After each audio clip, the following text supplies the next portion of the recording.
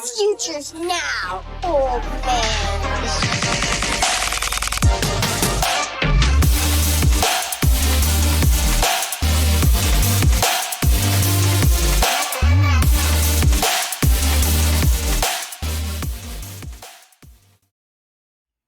What it do, Chunky Stew? This is Future First Podcast, where we help you win today with a future first mindset.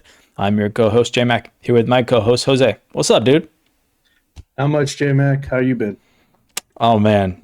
It's been good on this side of things. Off-season is flowing. We had the combine happen. We're starting to get some trade movement and contract extensions. So we got a lot to talk about today. Yeah, 100%, man. It's been a good week of NFL. Sadly, some of the biggest deals have been on the defensive side of the ball. Yeah. Crosby moving, you got McDuffie going to the Rams, all that type of stuff. But hey, so the offensive players, we're going to talk about some of them, and then tomorrow should be a big day, hopefully, for some of these guys, especially running backs and wide receivers, to get some new homes, hopefully fantasy relevant, fantasy inspiring homes next year. So we'll see what happens. Yeah, still some big dominoes to fall, which I'm sure we'll bring up here. But first, before we get to that, we still want to announce our roster review services. If you guys are looking for a roster review, hit us up at futurefirstpod@gmail.com. We'll do a Dynasty roster review for you guys and provide you some roster construction feedback, give you some general moves or specific moves to improve your team. If you have a startup coming up and you want a tailored draft strategy for that unique format, let us know. We'd do that too. We did a contest running a couple weeks back. G Hopkin 3 won it. We're going to get you out that review here soon, man. But hopefully you like it and we'll get you moving forward. But other than that, if you're watching this on YouTube, make sure to touch down on that like button and go for 2 on that subscribe. Be sure to drop a comment while you're there. And if you're catching this on the PlayerProfiler network, be sure to follow us directly on our YouTube channel at Future First Pod, or you can search Future First Podcast wherever you get your podcasts. Shout out to Fox, who's been helping us with our graphics, and McGrumble, who's been helping us out with our stats. You can follow them at bfoxworth07 and at ff_McGrumble. All right, well, let's just dive right into it, man. We got a lot to get into here. You ready, Jose? Yeah, let's do it.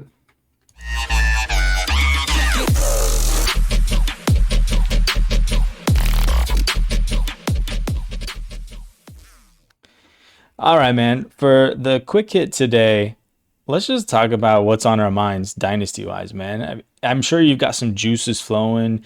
You got any trades that you've been kind of firing off or thinking about? Yeah, I mean, one of the guys who was getting some trade buzz, or at first it looked like he wasn't, maybe due to the Travis Hunter news that came out, was Brian Thomas Jr. So I've been trying to acquire him, but I think a lot of people are just holding, right? Even if they're kind of desperate. So those are trades I've been firing off, and then also firing off any later picks. I'm still not very in on this draft, so anything kind of after the 106, I'm kind of just trying to trade. Package up or, just trade away for future capital or known quantities. So that's kind of what I've been dabbling in. I haven't had a ton of bites. A lot of people are kind of just inactive. Leagues are kind of slow. It feels like even for Dynasty, these kind of months are are pretty slow. Not everybody's super plugged in, so people are kind of scared to make moves. But what about you, man? Yeah, I feel like this is that time of year where people start kind of coming back, slowly but surely. You get the commissions coming out asking for the dues, and with the combine happening, people are getting plugged back in and getting back into the swing of things. So I've been sending out some moves. I actually made a lot of people mad with this one, you included, but I'm trying to offload some of my RJ Harvey shares, and I was sending out seeing if I could get a future first for him. Honestly, hey, in my defense, I wanted to test out a new tool. I'm going to shout out a buddy of mine, Keegan. He's put together a tool, dynastyhelper.com. You guys should go check it out. It's pretty cool, but he's got a tool on there for a bulk trade send. And you can go in and, put whoever you want in there. So for me, I put send RJ Harvey, and then I said, get back, receive any 2027 first, and it'll pull up all those trades that or all your leagues where that trade is like it can happen, wherever you have your RJ Harvey and wherever someone has a 2027 first to give, and you can click which ones you want, which ones you don't want, and then you just hit send at the top and it sends out all the trades for me. So I sent out something like 22 of those RJ Harveys for 27 first, and I just offended a lot of people by doing that. I mean, I was offended because one, I'm not a big fan of RJ Harvey, and two, you're the RJ Harvey truther. So I was like, this is, J Mac had a few too many wines on the yacht at sunset or something, like what was going on. But honestly, when you brought up Dynasty, I think we need to kind of cut the bull here and go straight. I thought what you were going to talk about was, these people that are getting their wives or their significant others to team up and oh man, and scam dude. people in leagues that we found out this collusion ring that we were exposed to. Apparently, I thought that's where you were heading. To be honest, when you talk about no, man. things going on in the Dynasty world and your faith in the institution, my paranoia. Yeah, that's where I thought we were going. No, I mean, yeah. So I mean, we'll just highlight it real quick. We had a league where a manager brought to us some proof that one of our other league mates had been involved in collusion. He has shared screenshots of him confessing that he was working trades with his wife, who was also in the league, but I'm just not buying it that it was his wife. And I feel like he had multiple accounts.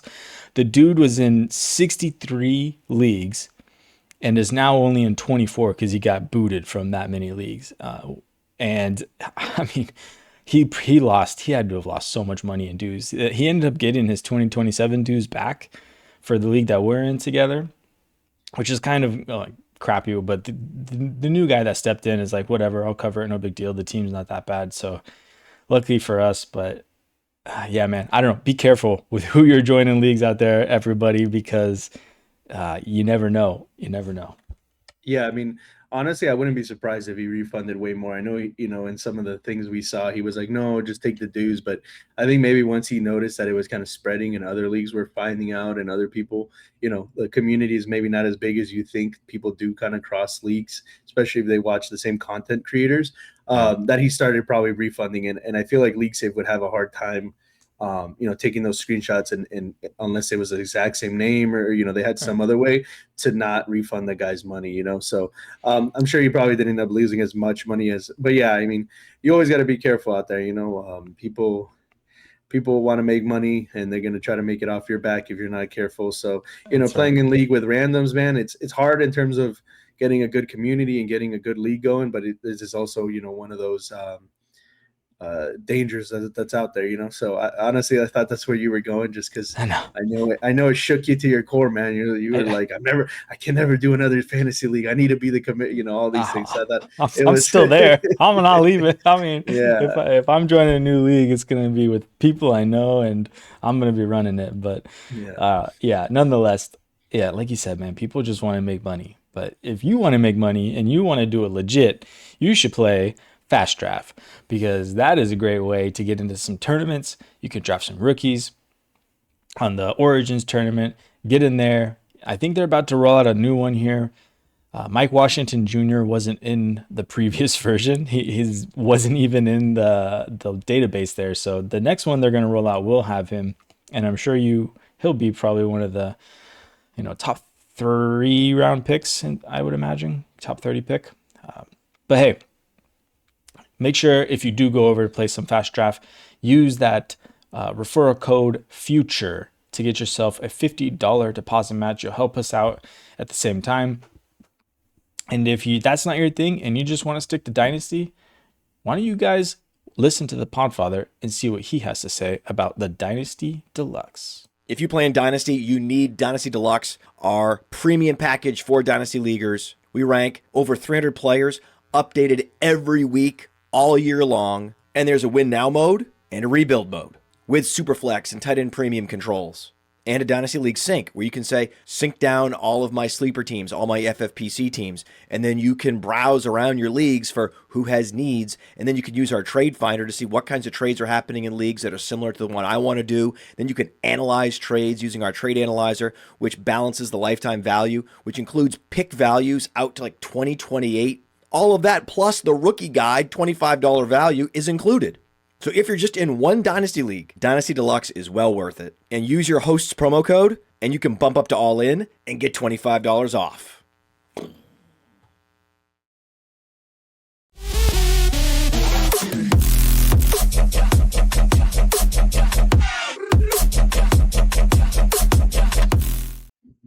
All right, welcome back into our new segment here, Combine Hype. So we haven't really gone over, we talked about the Combine last week, high level, kind of our thoughts on it and stuff, but we're going to dive into it a little more here and give you guys our perspective of when to use these Combine numbers, because there's a lot of smoke when it comes to the Combine. A lot of guys get hyped for things that they probably shouldn't get hyped for. And we need to make sure we're sticking to the solid analytics and numbers that we should pay attention to here. So, we just had the Podfather plug in the Dynasty Deluxe. And so that's what we're going to use here to kind of dig into the numbers around it. So I'm going to back out here and kind of show you guys what the dashboard looks like.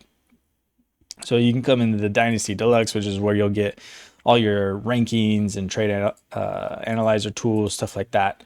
But the data analyst tool is probably one of my my favorite things about the all-in package. You can come in here and get all sorts of reports, target reports where you have target share, target rate, red zone targets, deep targets, air yard reports, get all that fun stuff, passing efficiency, rushing efficiency, where you get yards per route run, first down per route run, all the cool stuff. But today, we're going to live in this athleticism report, and we're going to filter here by the prospects that are coming in.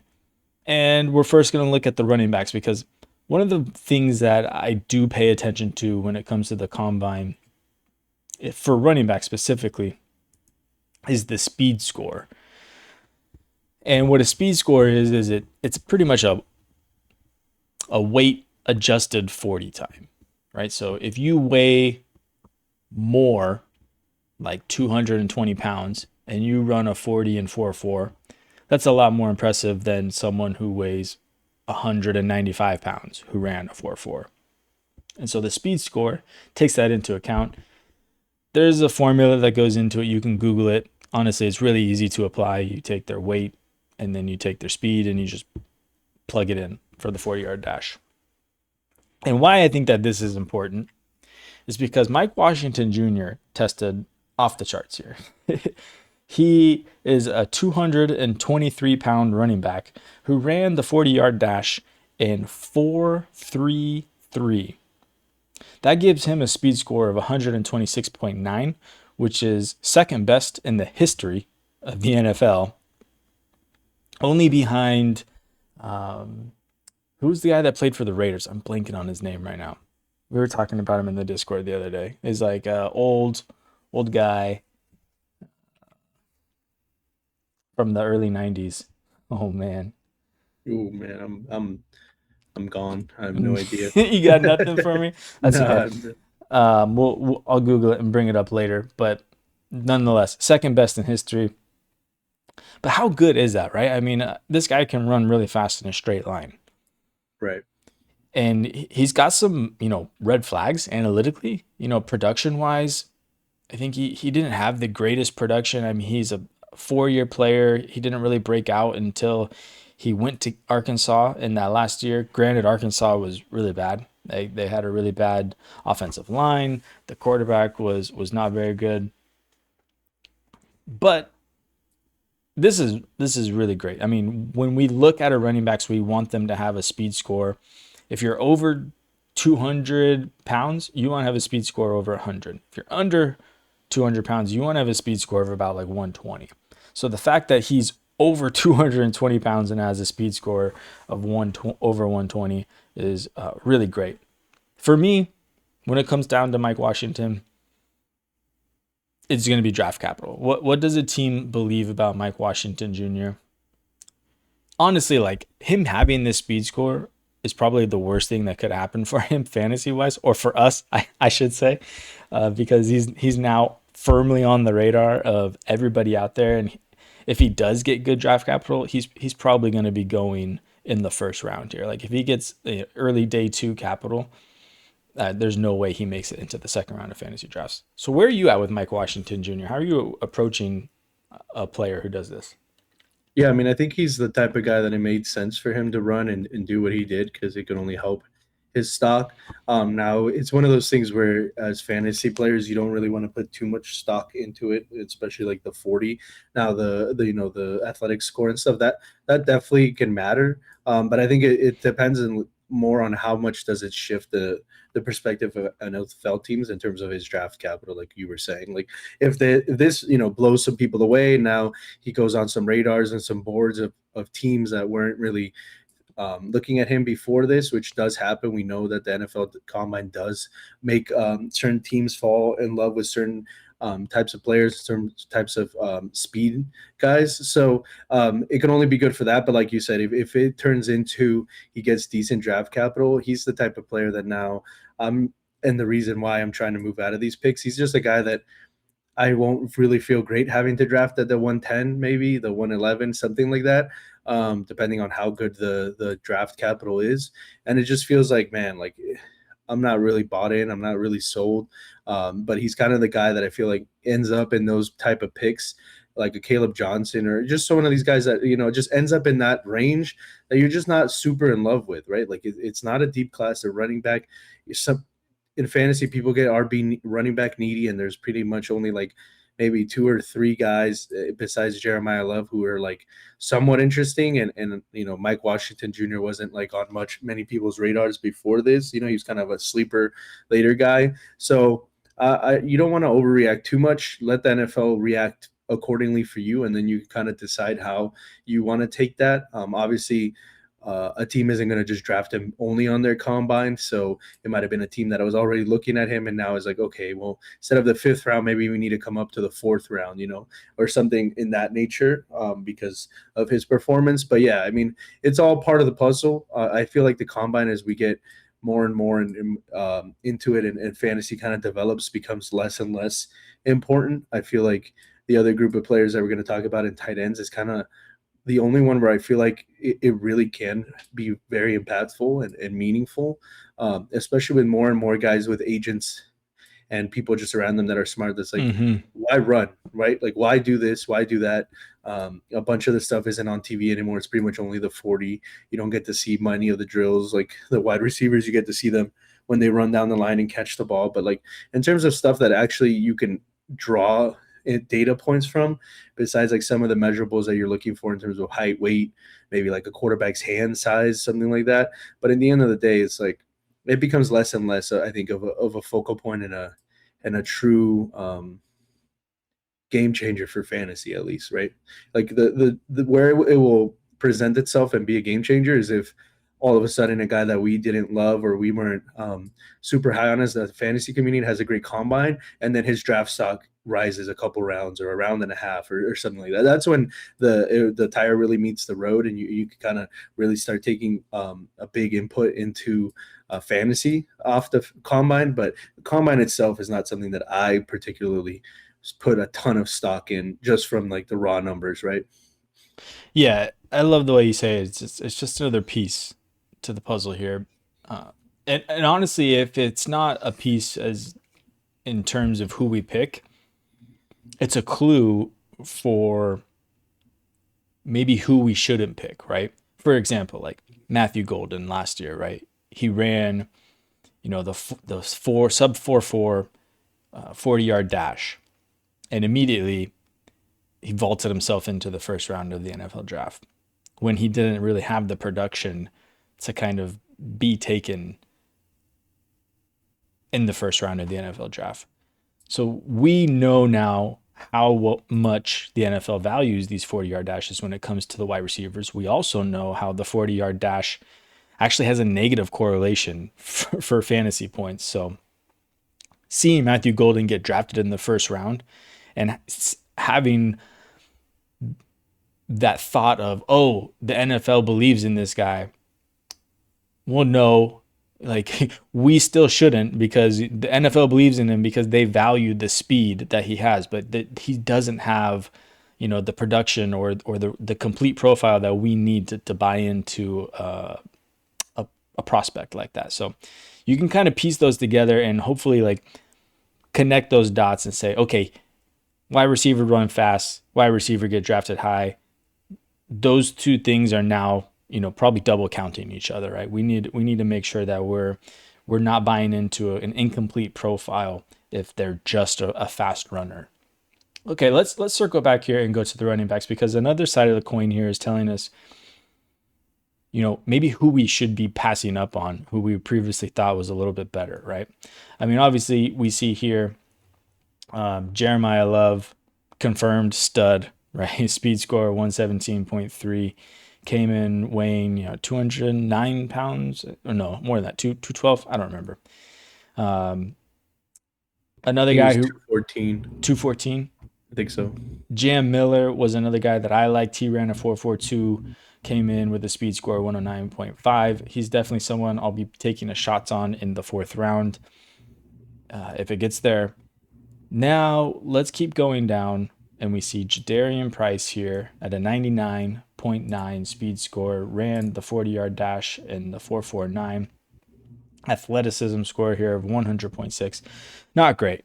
This kind of confirms a lot of what we saw on the tape of not being, super explosive. And again, he doesn't have the production profile to match. The only argument I see going for Jadarian Price nowadays is that teams believe in him and he's going to get drafted high. And if teams believe in him, I should believe in him, which I think is kind of a straw man argument there. And then one other guy who's not going to show up here because he's actually so low on the list is Emmett Johnson, who has a ton of hype coming in as a pass catching back. He ran his 40-yard dash in 4.56. He's also a relatively smaller guy, so his speed score came out to be 93.4. Not great.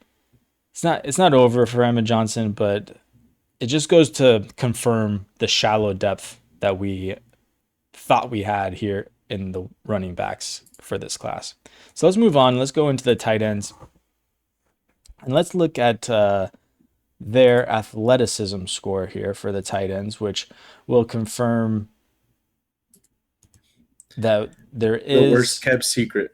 Yeah, right. That there's a freak among us. Yeah.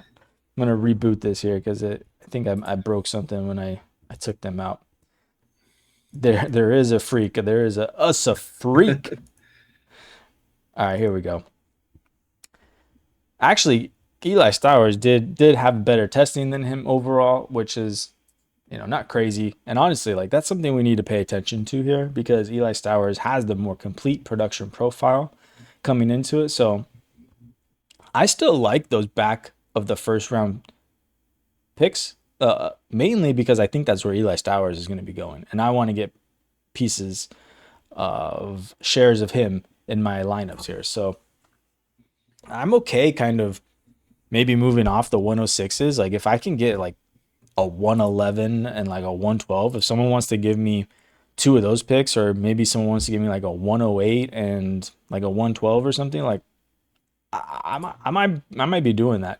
I'm not trying to move off those top 5 picks necessarily to get to the back of these first round picks, but I think I would do something different here to get to where I think Eli Stowers. Do you think Sadiq is the 105 right now?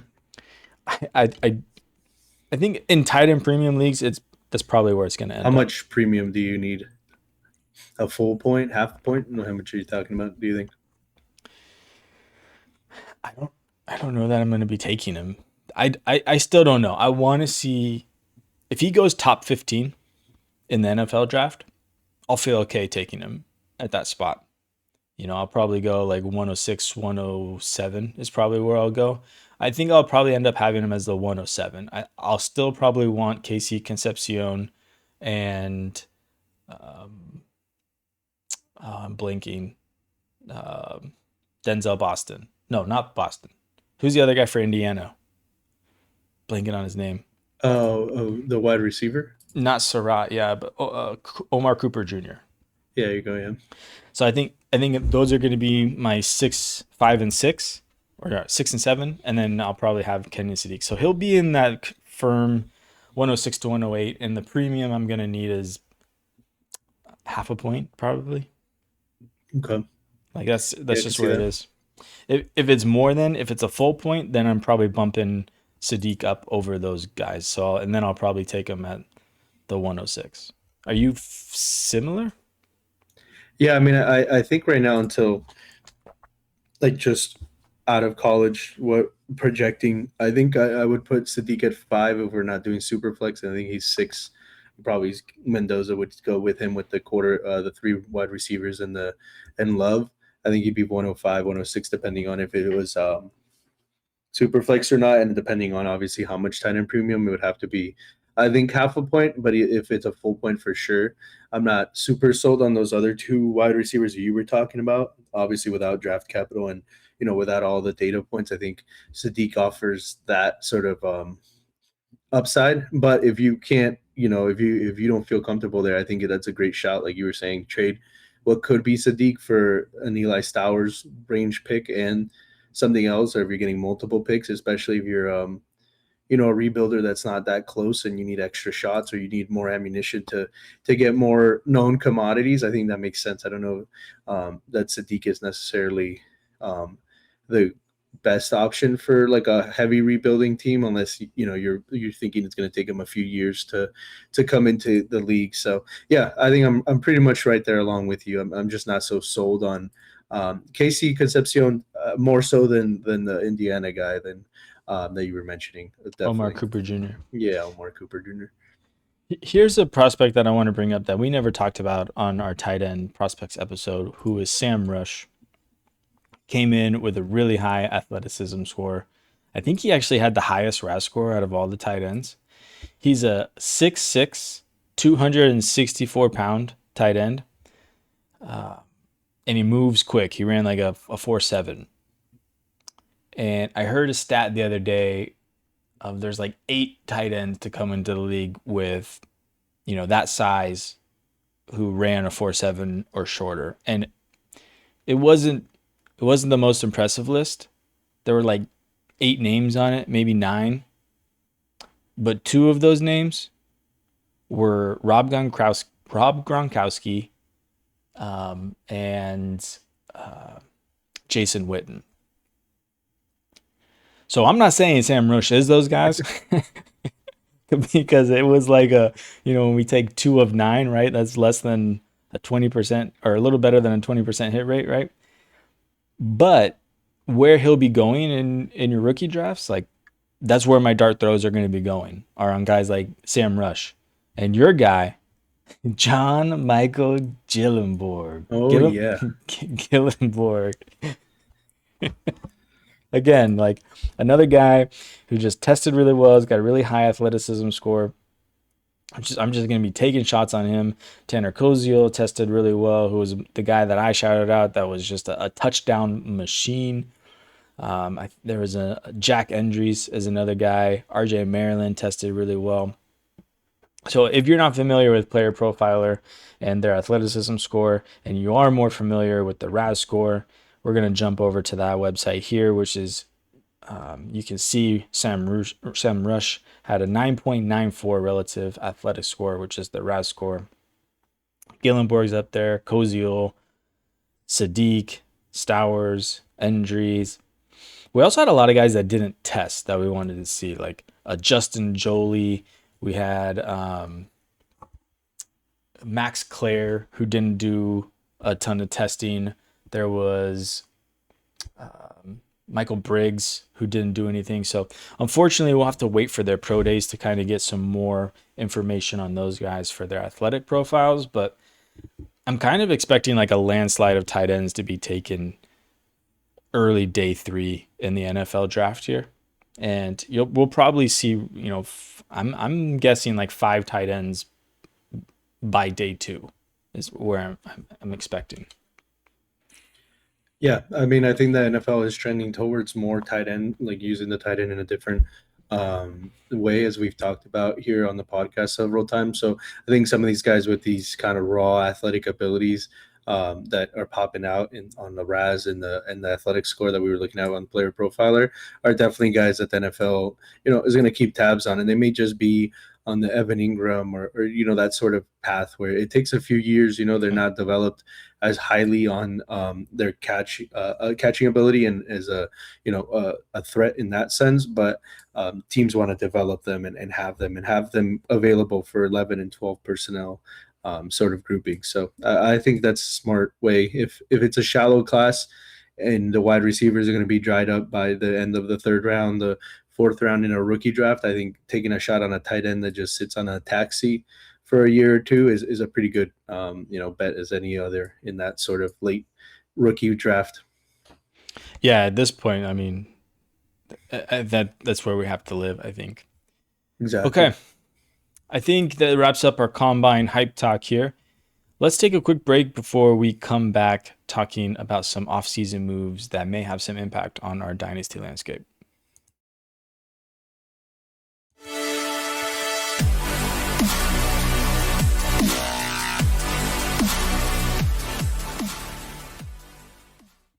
Welcome back.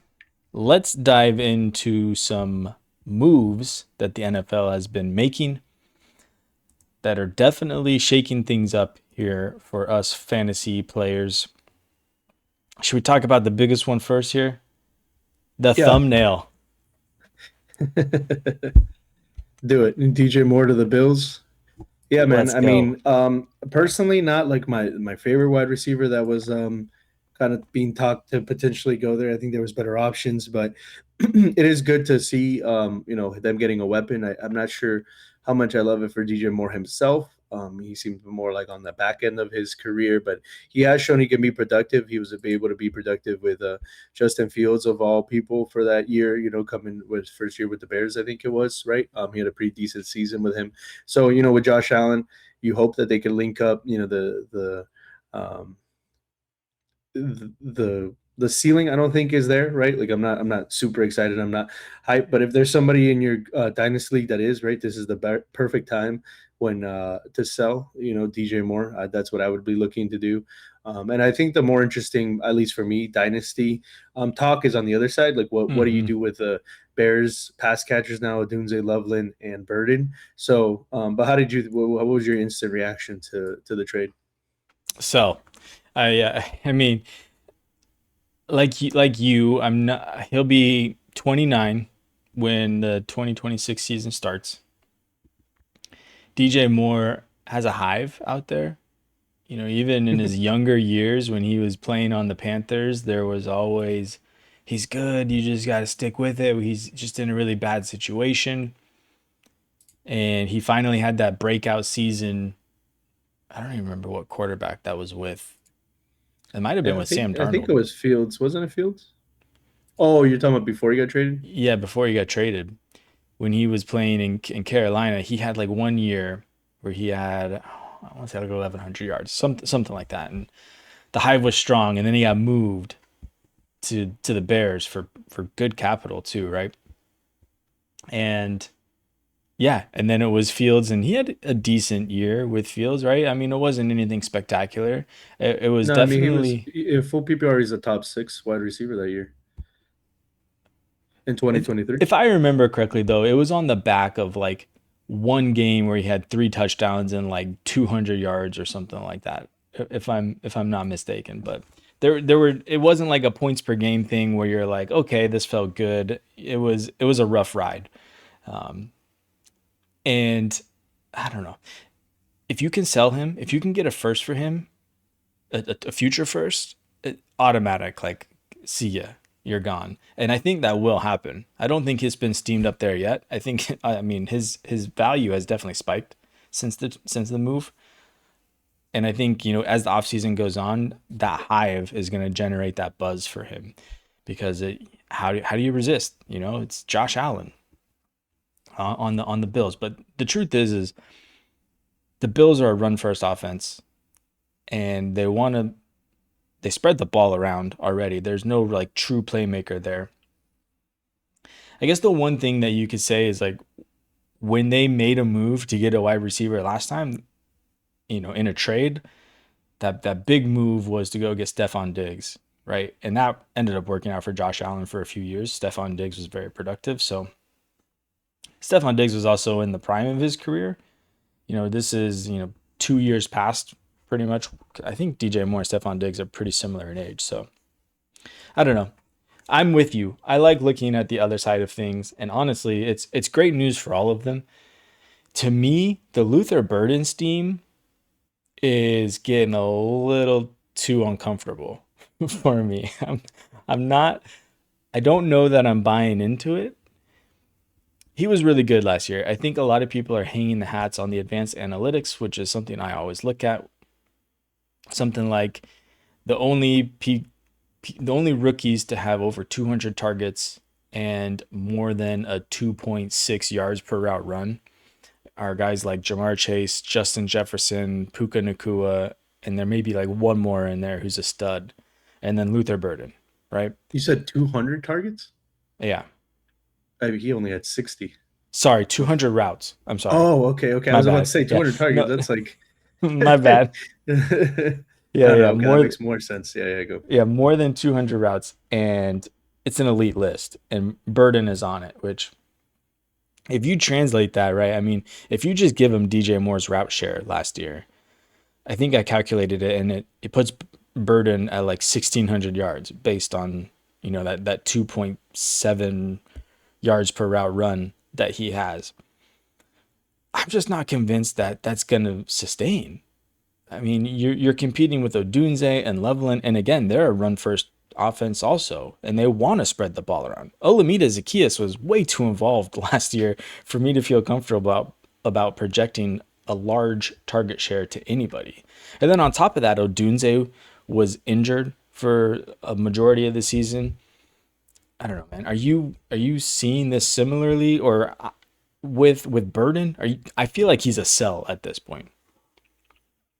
Yeah, I mean, I didn't really realize how in people were on Burden. I didn't think his year was that great, like in terms of just what he was putting on the field. But if people are using a lot of those advanced metrics and kind of projecting into the future, I definitely think it's an interesting play to either trade for one of these guys. Like, how much more could you get? Like, I'm not totally out on DJ Moore. I think he's a decent. He's going to be serviceable for Dynasty and fantasy. Obviously, he's more of a contenders piece, but like, how much more could you get on top of DJ Moore if you were trading like a Burden away for whatever reason? I think a lot of people ended up with two of these three guys, either by drafting or they did their draft before the NFL draft, so you ended up with a Burden and a Dunze or a Burden and a DJ Moore. So maybe you still have the two guys like a Dunze and Burden. Like, I think definitely Burden is the guy that has the most trade value right now. But I think there's some interesting trades to make with those players. Like, I think a lot of hype isn't coming DJ Moore's way that much, like from the way you're speaking about it. So maybe there's a way to still buy into a pretty decent receiver with one of the best quarterbacks in the NFL. But how would you trade those guys? Like, or maybe Odunze and Burden are more likely to be on the same team. Like, do you think people are trading Burden? He's worth more than Odunze right now. I think that time is coming.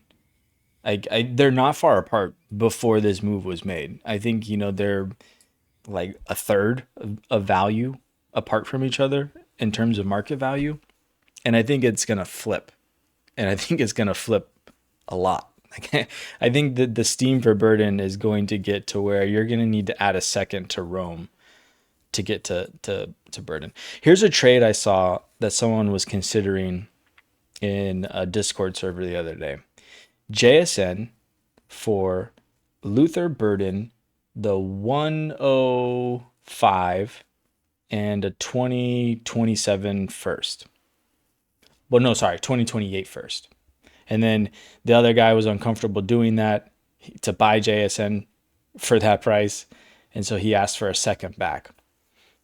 But for me, like I'm still pretty confidently on JSN side of that. Like it feels like I'm selling high on the Burden news and then also selling low on JSN. But those are the kind of moves that I'd probably be looking to make if I had Burden, right? Is to try and tier up into an elite asset for someone who thinks Burden is that elite asset.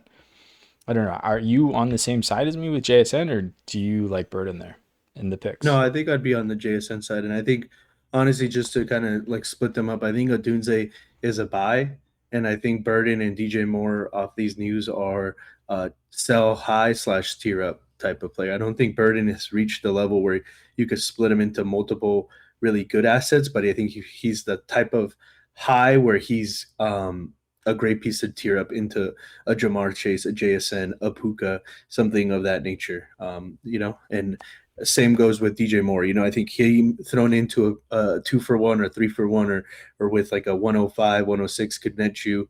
Probably not JSN, obviously, but one of those second tier guys that you feel pretty good about, and move up back in terms of age into like maybe some of the guys like I don't know, a CeeDee Lamb sort of route, or one of the guys that are getting a little bit older, but still three or so years younger than DJ Moore. So that's how I see him. And then for Colson Loveland, I think it's just net positive for him. Like Oh I yeah. think it's net positive for all of them, right? Like you Yeah. said, it's just who between Odunze and Burden really comes out ahead. And then for Loveland, I think this is just only good news. You hope Caleb continues to develop and Ben Johnson continues to kind of do what he's doing there. But for him, it's just good news overall. Just continue. Do you see him as a potential sell high as well, or are you kind of just holding and sitting on Loveland?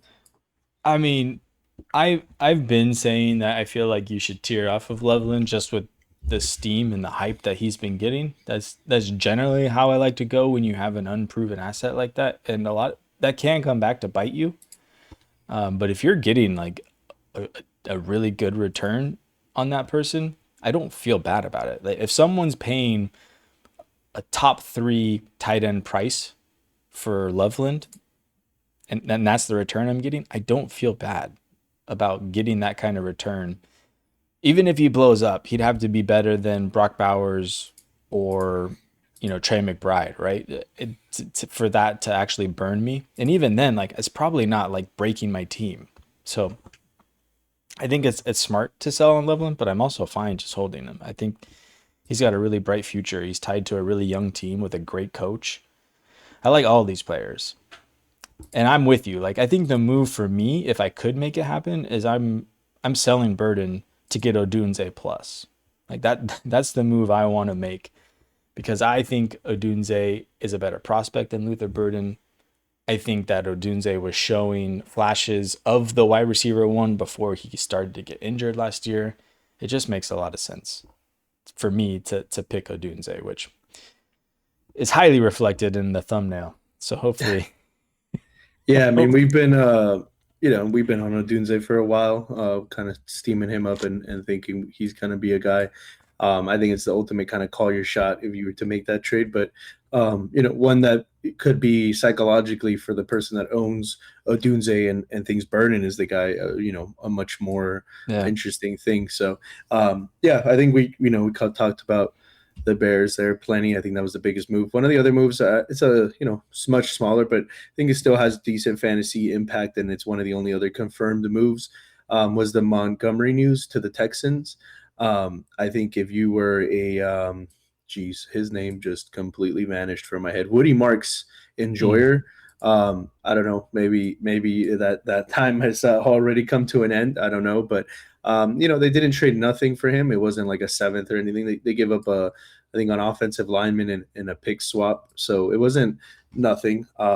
When you see the Texans giving up offensive linemen, I question what they're doing. I mean, they did this, I think, last year where they got rid of one of their best offensive linemen, but yeah, two of them. So I don't know. How do you feel about Montgomery? Do you think this kind of extends his life as like towards the end of the year and for most of the year last year, he was kind of just like a RB2/flex who you needed a touchdown from to be happy whatsoever. Do you think this kind of gives him a little bit more juice? I mean, most of the time he's probably going to be on a contenders team already. So from that perspective, do you feel like, hey, I have a startable asset, a useful piece on my team now instead of what you were thinking probably like a week ago, which was Montgomery's probably a completely useless asset if he doesn't move on from the Lions?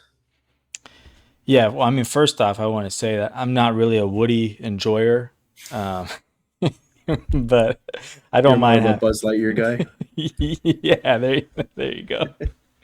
I mean, you put on a cowboy hat, you look, I think, a lot like Woody. So, I mean, that's. There's a snake in my boot.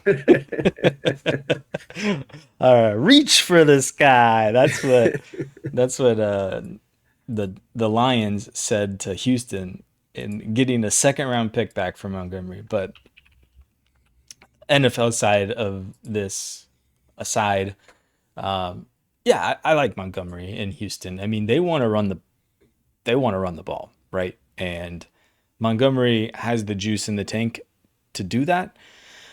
Granted, it's not a great offensive line, but I think that he could get you there on volume alone, right? I feel like he's pretty squarely an RB2 on the Texans, which is not a lot different than where he was at with the Lions. I don't know where he ended up last year in the running back rankings or in terms of finishes. I don't think it was an RB2. I think it was probably a I little think he lower was than just that. outside of it. So I feel better about his, volume and projecting his points here on the Texans, but I guess ceiling is not great. But I mean, the ceiling was gone already because Gibbs was taking most of those high value touches from him there. So I'm hoping that the Texans can piece together an offensive line. It seems like from the Texans fans I've talked to, like the guys that they're getting rid of on their offensive line are just guys that needed to go already, and that I kind of expect them to invest some draft capital here in the offensive line and maybe make some more moves in free agency. Yeah, I mean, you touched on the other side of the coin. I mean, what does this do you think for Gibbs? Do you think it's like they're going to proceed forward with Gibbs being the alpha for sure, and then they add just a guy to spell him, or do you think they want to find a more serviceable guy to split it more like it was maybe 2 years ago instead of like last year? I mean, he's definitely the alpha, right? But I don't think that he's the workhorse, right? They don't want to give him 80% of the touches here. I think that they do bring somebody in, whether that's in the draft with someone like a Jadarian Price who has been comped to Monty, right? If they could get the younger Monty on their team, like why not?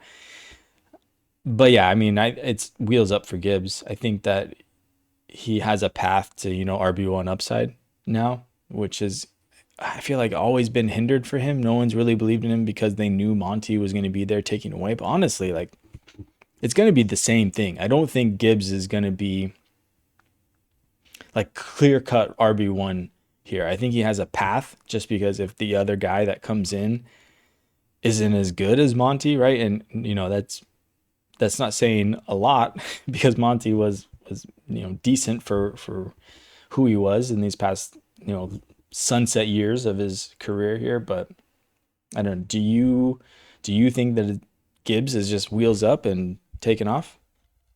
I mean, you're like it's the change in price is not going to be too much. Mhm. Where if you believe that and you want to go after Gibbs, I don't think like let's say free agents go throughs and they don't sign anybody of note whatsoever, maybe like a depth guy, and then the free agency comes and goes, and then the draft comes and goes, and they add somebody even lower, like a sixth round guy, like a seven. I don't think Gibbs's price goes too much higher than what it already is. I think if all those things do happen, then you're talking about like I prefer Gibbs over Bijan in that scenario, right? Obviously, I don't know if that's going to be the case, but I mean, by all extents and purposes, he played 17 games, even with the additional touches. I think he had over like 350, close to that amount. So I mean, they've shown that he can do it. I don't know. Why he couldn't have like the workload of an Alvin Kamara style player. Like, Alvin Kamara did have a guy that spelled him for a long time, but for the most part was the alpha and was playing most of the touches. So I think it'll be pretty interesting to see what they do. Do you have any interest, kind of looking as a deep stash on Sione Vaki, who's like the backup now in case they don't, he's the guy they drafted. I think he's a second-year player, so he's going into his third year. I mean, obviously he's had no, but he was drafted by this team in case they don't add anybody, and he's they have a competition for the running back too. Are you interested in maybe just cycling through the end of your bench as a smart move during the offseason and add a guy like that, or do you think there's no chance that he even is anything? I mean, if he's on waivers and I have a spot for him, I'm adding him. But I feel like this is a window to sell him, and I don't think like you're getting anything significant for him. But if he could just be the straw that breaks the back in a trade, done. Like see ya. Yeah, I mean, I picked him up in some of the deeper leagues. Just you never know, the one of those random names that all of a sudden, oh, he's the backup to Gibbs, and that's who everybody come training camp or after the draft is looking, and he's already on your team. That always kind of feels good. Doesn't really burn you much to like drop a backup quarterback or some fourth string tight end or one of those kind of bench guys that are hanging out that you for sure pretty much have no path. So yeah, I mean, I think for Gibbs there's not much of a change unless all those things happen where they don't add anybody and they don't draft anybody. Then to me, I would just move him up slightly to the dynasty running back one in that situation. I mean, I would prefer him over Bijan, but that's always been my preference between the two guys. But in terms of his value, I don't think it changes much. But yeah, I mean, we had a couple of these other guys like Daniel Jones got the transition tag. A couple of tight ends. I don't know if either of these guys make any, get the juices flowing at all. Tyler Higbee signed a 2-year extension, and Dalton Schultz signed a 1-year extension for $12.6 million. So, he got a decent amount of money. He was pretty, decently fantasy relevant, especially if you had like a full point extra tight end premium. He seemed to really gel with CJ Stroud. So either of those guys you want to really talk or mention much about, or? No. I mean, Dalton Schultz is a guy where before this contract, I felt like you could probably get dirt cheap. And I mean, you still might be able to get him pretty cheap. He's a type of guy that I would go after if I don't have a top tight end. If I could get him for like a third, which I don't know if that's really happening now anymore. But Tyler Higbee is interesting just because he's usually on waivers. And with this 2-year contract, like, and the way that the Rams want to run their personnel, like, he's an interesting stash for me for sure. I've been picking him up where he's available. Yeah, I mean, it's hard because just how you saw it of the Rams in their way they use the tight end, it kind of seemed like a big rotation. But Higbee definitely seemed like kind of the more seasoned, He was also hurt for a lot of the year too, right? So I mean, who knows if he was even healthy when he came back later in the year? So I'm stashing him. I mean, if I have a spot, like I'd probably stash him over who was the other guy we were talking about? Sion Baki. Yeah. Okay, and then I think the rest of the kind of the offseason moves we had were kind of like rumors that we kind of wanted to touch on. I don't know how many of these you wanted to hit, but for sure, like Alec Pierce is being rumored. He's pretty much linked to everybody that needs a wide receiver. Like most of these guys, to the Patriots, the Commanders, the Raiders, and Titans. Kind of those are the big teams that are out there shopping for a wide receiver, and he's rumored to be getting like the $25 to $30 million range. Like, one, do you think Alec Pierce is worth that? Like, do you see him as that? And then when a team overspends on a player that you particularly don't like, at least for fantasy, does it change your opinion, at least in terms of like what you think he can be for fantasy, or are you just like the NFL's got to spend the salary cap somehow and they're just using it on this guy, and even if he is the guy getting paid the most money, it doesn't necessarily mean he's going to be very fantasy relevant, or your opinion doesn't change very much when that happens? I got to confirm, is that per year what he's projected to get? Yeah, I mean, from what I was seeing, that was what they were saying. Holy moly. No, I don't think he's worth that. But I mean, wide receivers are always coming back, like going way above what I think they should. Like, who was it last year that got like, didn't De'Ami Brown or something like that get like 12 million or something crazy? Yeah, I mean he seems more of like the Gabe Davis or Christian Kirk when they both signed Yeah. to the Texans. Like they just gave a boatload of money. Yeah, I mean from a few different people, it's like rumored to be in the 27 million Sheesh. range. Yeah, Dude, where does so that yeah, put him in like wide receiver contracts then on in I think AAV? he'd be top something like top 12 maybe. I mean, I like Alec Pierce. Don't get me wrong. Like, I think he can contribute, but I don't think he's a number one on a team. And that that money kind of feels like that's what he's getting paid to do. You know what's funny too is like the Patriots are the one that I hear the most for him being going to. It just feels like if you put him, Kayshawn Booty, and Mac Hollins and all in a room, they're just gonna Spider-Man meme and point at each other. Yeah, but I think Alec Pierce has demonstrated to be the best one by a significant amount. And I mean, with Drake May, Okay. Drake May's awful playoff run doesn't kind of take away that he had the best, I think, deep throw percentage out of the entire NFL, and that's Alec Pierce's game.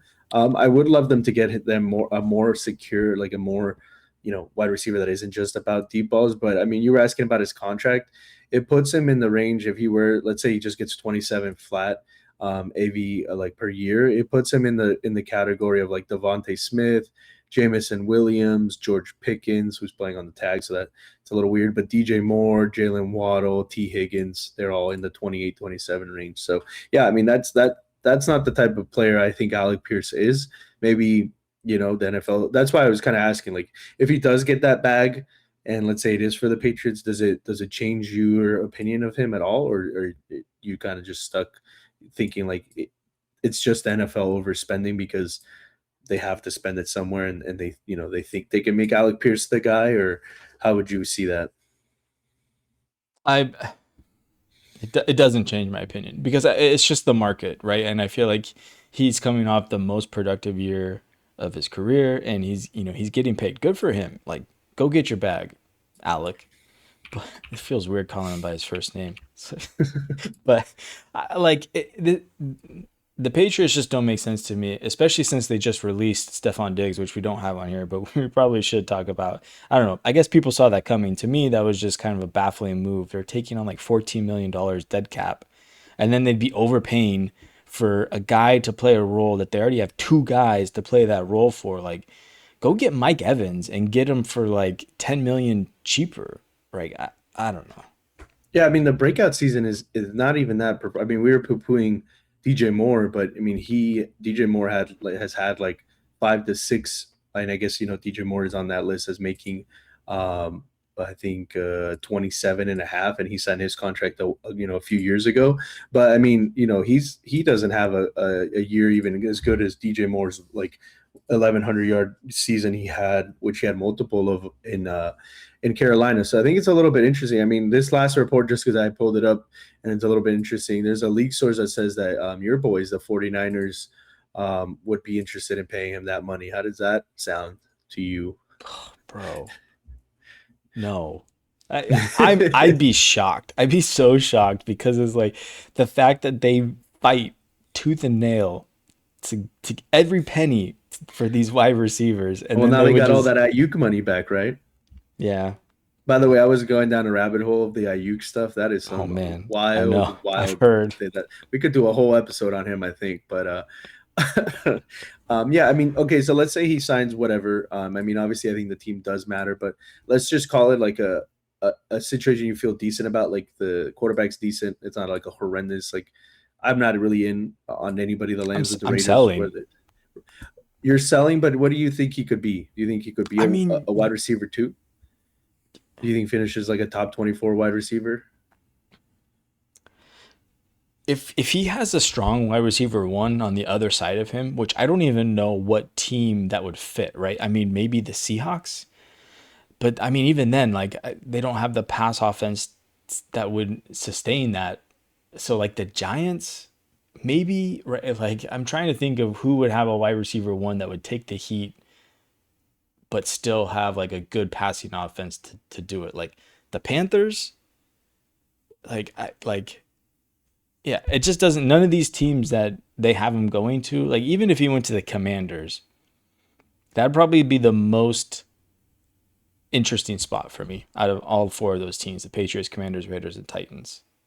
Yeah, I mean, like I said, the 49ers, I guess, thrown in here are I would hate one that. source, but yeah, I mean, I think I just put him as a solid wide receiver too, and I would be looking to sell. I think he is one of those names that when he signs in his big contract, it won't do that much for his fantasy. I feel like I don't think it's going to explode his value, but it's definitely going to be probably the highest it's been maybe ever. So it's definitely a time I think I would look to sell.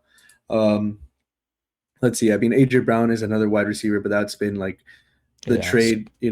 trade first and a second, different things. Shaheed is another wide receiver. Mike Evans, as talked about. I mean, the rumor with Mike Evans is he wants a good quarterback and he wants targets. Like he's not looking to do a retirement tour where he's just looking to, I mean, who knows? That's what Mike Evans wants. Who knows what the NFL thinks of Mike Evans? I don't think he looked bad when he was playing. He's just hurt. But any of those guys you want to cover? Any of them call out your name? And we had a couple running backs to talk about too. How are you feeling? I mean, Mike Evans is the most interesting to me. I really want to see where he goes, but I'd be buying in wherever he goes. I think if there's targets to go around. I love him on the Commanders, to be honest. I mean, the Commanders are on this list. I mean, they pretty much have Terry McLaurin, and that's kind of it, right? I think Debo's hitting the free agent market, but I'd love him there. He'd What look do you? really good in red and gold. I'm just saying. Yeah, I mean, I'd like Mike Evans if he doesn't have too many years left. I mean, he's been a good guy, been solid. I love him to get back to like the 1,000 yard, 1,100, whatever the record thing he was going with, besides getting hurt. Um, yeah, and then I think one thing that a lot of people were maybe hoping was that Benson would get his opportunity, but Connor is coming back. Are you interested in Connor, like as a kind of fill in depth running back piece on a contender? Like, would you send the third for Connor, or are you kind of thinking he's might be more done and this kind of like his farewell tour? What are you feeling there? I didn't see the numbers on the contract. I guess that plays a big part for me, right? If he got less than 5 million, I wouldn't feel good about it. But if he got like 7 or 8, then I'd be on a mercenary, you know, build where I just need a running back and a body. Like, yeah, I'll pay the third, which I assume would be okay to go get James Conner. Do you think he costs more than that? So technically he was under contract. The thought was that he would get cut. So it was a revised contract. So he was set to make like 10 million. Um, but the number hasn't come out until to like what they Oh, restructured it okay. as. So he got a So demotion. yeah, I guess so. I don't, it's interesting. I think the thing that people were excited about that, or at least positive thought, was that the working theory was that they were going to cut him. So I guess him coming back is good news instead of him cutting, because I don't, a guy coming off an injury, 30, almost 30, I think probably, right, Man, going this into free happened. agency. This happened recently. Wasn't there another running back where that happened like in the past couple of years? I feel like a running back took a cut to stay on the team. Can't remember who that was. I cannot either. Okay, but yeah, it wasn't. I don't think it ended up working out for them. Like that's kind of like actually a bad signal to me. I feel like, but I don't know where they have to draft someone for me to like change my mind. Like I'm not buying in to Trey Benson. I don't feel like that's the move here. Yeah, no, definitely. I mean, he was not a great prospect coming out. He was kind of one of the only ones, along with the guy that went to Carolina, blanking right now. Tore his ACL back to back. What was his Jonathan name? Taylor. Jonathan, not that No, Jonathan Jonathan Brooks. Brooks. Yeah. Yeah. So it was a weak running back class. He was not a great prospect. He's been sitting behind Connor. If anything, maybe kind of just turns into a muddy timeshare where maybe you want to buy Connor in the you want to buy Benson in the season as an insurance, but other way, like neither of them project very highly, to be honest. Yeah. The Cardinals are going to be really bad this year too. Yeah, and Marvin Harrison Jr. year 3 breakout incoming still. No. Yeah, I mean that's an interesting career arc to see what's going to happen there, because I mean, man, that's a bust of all busts in terms of wide receivers. Like I can't remember a guy that was touted to be so good as he was and has just flopped so horribly. Like, I mean, there's first round wide receivers that get taken every year and tons of them bust, but I feel like the hype on him was a different, especially for fantasy. Yeah, I mean, because he had the name, right? I mean, the only Right. other guy that I can think of was who was the guy for the Titans? It started with a Traylon T. Burks. Traylon Burks. There you go. Yeah, but I mean that guy was a body like nah, he didn't. I know. Have Yeah, that. he didn't have the same pedigree, Nah, that Marvin yeah. Harrison Jr. did. All right, man. What do you got any more you want to say on these offseason moves, or should we just roll into the outro here? I think we're ready to roll. Let's do it. All right, man. Another one in the books. This was fun. I don't know what we have coming up on the agenda for next week's episode, but I don't know. I'm looking forward to it. Let's keep it rolling. These are fun. Catch us over on Rookie HQ. We got an episode that just dropped over there. But thanks for sticking with us, guys. Yep, as always, Future First Gang, thank you for rocking with us. If you're catching us on the Player Profiler Now Network, look for us on our own YouTube. We're also dropping videos on the Rookie HQ through Player Profiler, Future First Podcast, wherever you get your podcasts, Apple, Spotify, all the things. So make sure you smash that like button, leave us a comment if you want to get engaged with us, and send us a team review if that's your thing, man. Future First, we're out.